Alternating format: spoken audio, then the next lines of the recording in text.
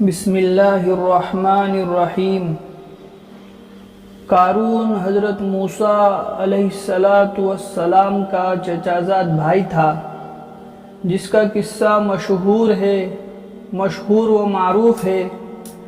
قرآن پاک میں سورہ قصص کا 8واں رکوع سارا کا سارا اسی کے قصے میں ہے، جس کا ترجمہ میں توضیح یہ ہے کہ قارون حضرت موسیٰ علیہ نبینا علیہ السلام کی برادری میں سے ان کا چچا زاد بھائی تھا، سو وہ کثرت سے مال کی وجہ سے ان لوگوں کے مقابلے میں تکبر کرنے لگا اور کہنے لگا اور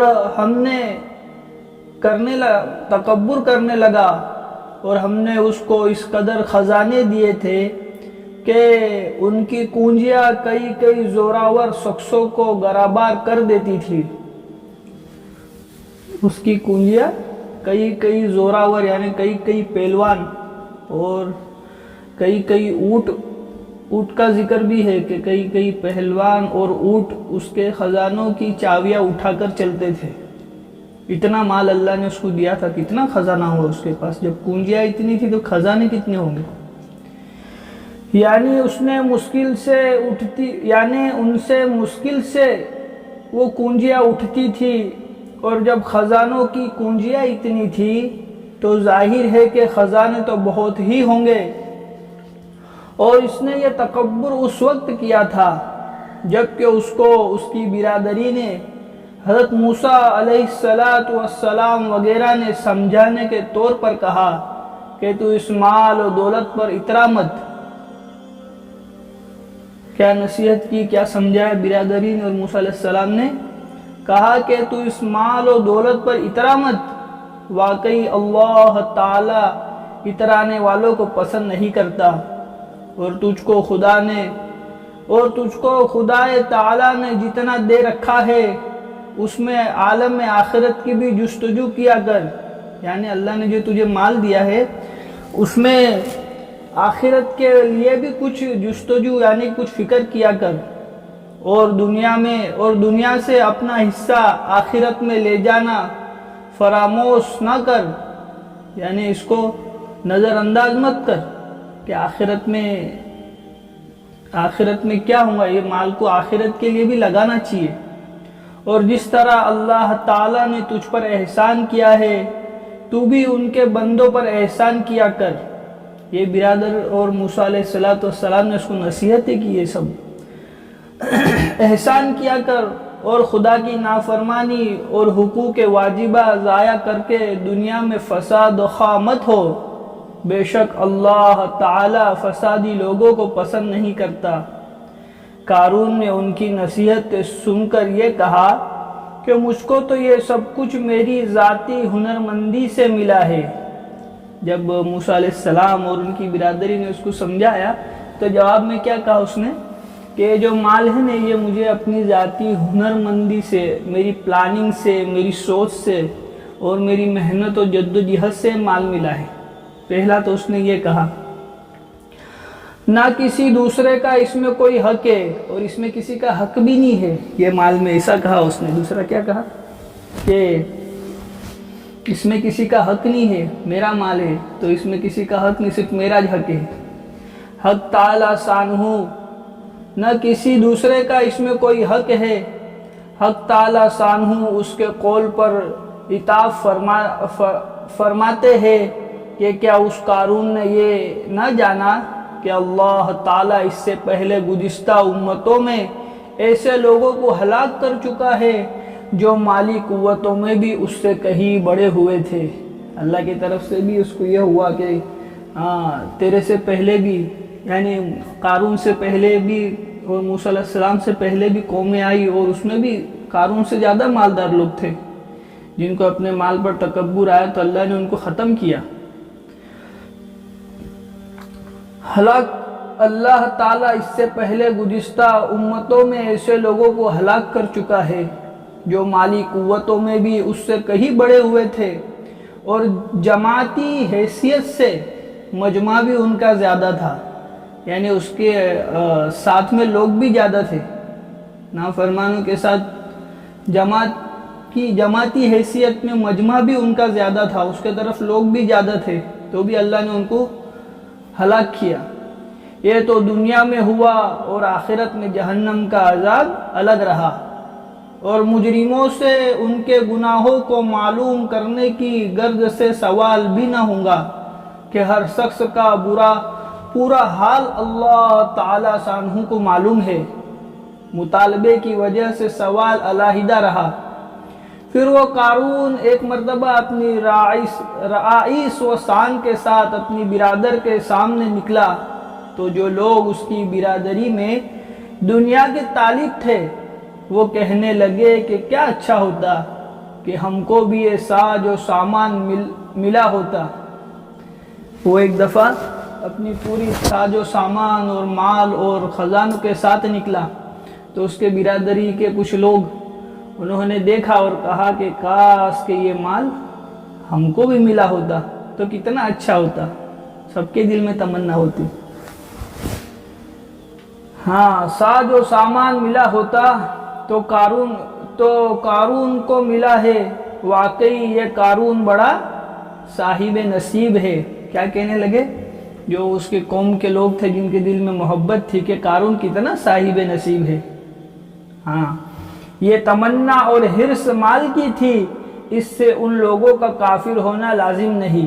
یعنی اگر کسی کے دل میں دیکھو اللہ والوں سے ایک مثال سنی یہ بات میں، دیکھو تمنا اور حرص مال کی تھی، اس سے ان لوگوں کا کافر ہونا لازم نہیں ہے۔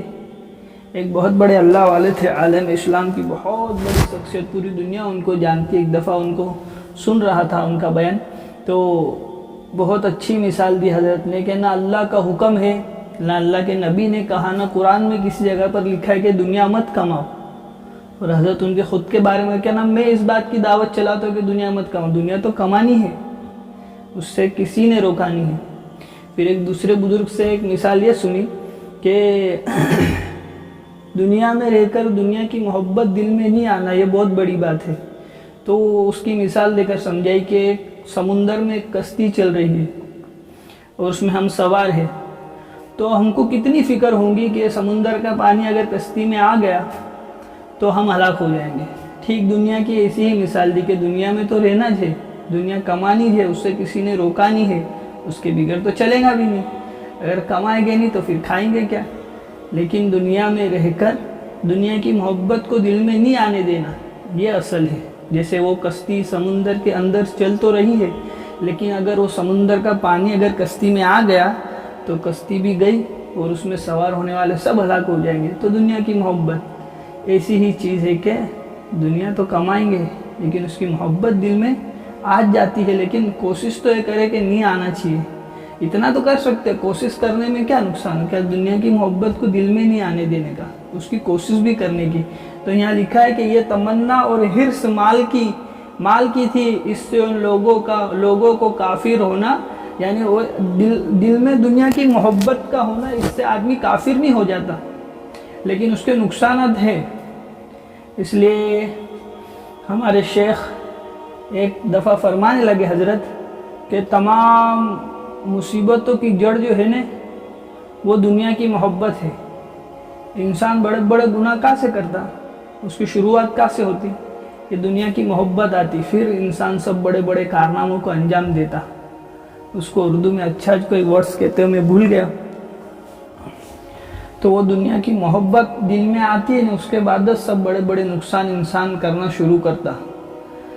جیسا اب بھی بہت سے مسلمان دوسری قوموں کی دنیاوی ترقیاں دیکھ کر ہر وقت للچاتے ہیں اور اس کی فکر وہ سعی میں لگتے ہیں کہ یہ دنیاوی فروغ ہمیں بھی نصیب ہو، اور جن لوگوں کو علم دین اور اس کا فہم عطا کیا گیا تھا ان رئیسوں سے کہنے لگے، ارے تمہارا ناس ہو، تم اس دنیا پر کیا للچاتے ہو؟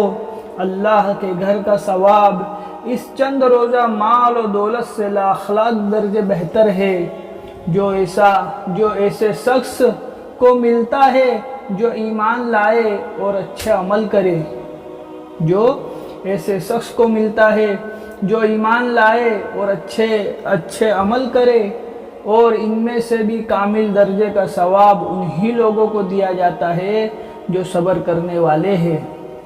یعنی کیا فرمایا کہ اس چند روزہ مال و دولت سے لاکھ درجے بہتر ہے۔ تو آخرت کے جو مقامات ہیں اس میں کیا فرمایا، ایک تو ہے کہ جن لوگوں کو جو ایسے لوگوں کو آخرت کے درجے ملیں گے جو ایمان لائے اور اس کے ساتھ اچھا اعمال کرے، اور تیسری بات فرمائی کہ جو صبر کرے۔ ہاں، تو ان کے لیے آخرت میں اللہ نے اجر عظیم رکھا ہے۔ اور پھر جب ہم نے قارون کی سرکشی اور فسادی کی وجہ سے اس کو اور اس کے محل سرائے کو زمین میں دھسا دیا سو کوئی جماعت ایسی نہیں ہوئی کہ اس کو اللہ کے عذاب سے بچا لیتی، اور نہ وہ خود ہی کسی تدبیر سے بچ سکا۔ بے شک اللہ تعالیٰ کے عذاب سے کون بچا سکتا ہے اور کون بچا ہے اور کون بچا سکتا ہے۔ قارون پر یہ عذاب کی حالت دیکھ کر کل جو لوگ اس جیسا ہونے کی تمنا کر رہے تھے وہ کہنے لگے، بس جی، یوں معلوم ہوتا ہے کہ رزق کی فراخی اور تنگی کا مدار خوش نصیبی یا بد نصیبی پر نہیں ہے۔ نہیں آیا آگے کہ وہ قارون کو کیا کہنے لگے، اس کے قوم کے لوگ کہ کتنا صاحب نصیب ہے، اور جب اس پر عذاب آیا تو وہی لوگ کیا کہنے لگے کہ رزق کی فراخی اور تنگی کا مدار خوش نصیبی یا بد نصیبی پر نہیں ہے، بلکہ اللہ تعالی اپنے بندوں میں سے جس کو چاہتا ہے روزی کی فراخی دیتا ہے اور جس کو چاہتا ہے تنگی دیتا ہے۔